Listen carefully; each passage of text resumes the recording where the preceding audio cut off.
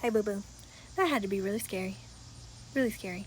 So for those watching this and don't know what a shoulder dystocia is, so a shoulder dystocia happens, let me get a picture.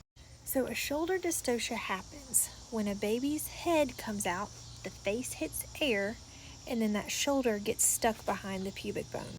It's an obstetrical emergency because once that baby's face hits air, its circulation is changing from the umbilical cord getting the baby that oxygen to wanting to breathe on the outside. However, they are in a vacuum of their mother and cannot open their lungs or breathe at all. So because of this, there are mere moments to get a baby out the rest of the way before there are things like brain damage, brachial plexus injury can happen in trying to get babies out, and or death. It can be a really, really super scary thing to happen. Now, a shoulder dystocia happens in about 1 out of 100 deliveries. And a lot of times is associated with like a bigger baby. Maybe the pregnant friend has gestational diabetes and they got that chunky baby on the inside. But it can happen with smaller babies too, and it could be like a pelvis issue.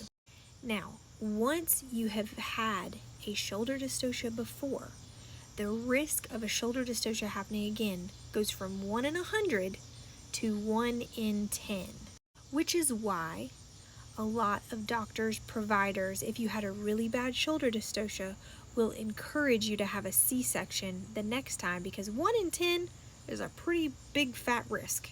So in making the decision on whether you want to have a vaginal birth again, or if you want to opt for a C-section, there's some things that you can think about.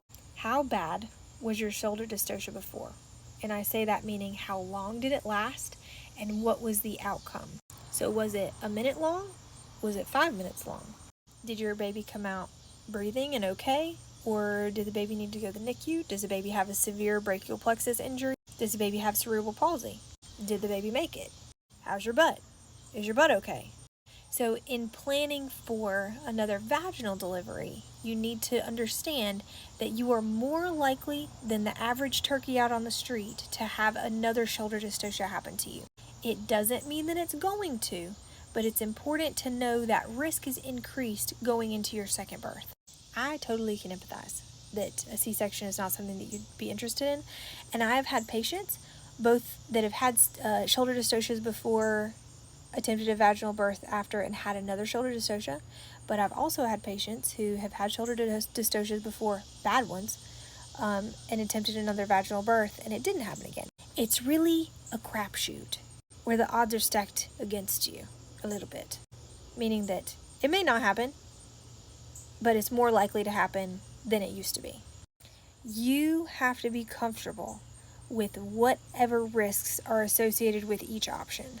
If you have a C-section, you're guaranteed not to have a shoulder dystocia for sure, but there's other risks and complications associated with C-sections. And if you have a vaginal birth, you're not guaranteed anything. I'm trying to figure out what I'm trying to say. Basically, if you attempt another vaginal birth, anything could happen. It could go great, it could go not great. It could go worse than your last one, it could go better than your last one. But the biggest thing I want you to understand is your risk before you had a shoulder dystocia was 1 in 100. And now, having had it happen before, your risk is 1 in 10. So you got a 90% chance of it being okay, but a 10% chance of things not being okay. And if you belong in that 10%, things can go really, really, really bad. But you got to make the decision that's right for you. I hope this helps. This may have made things so much worse. I'm not sure.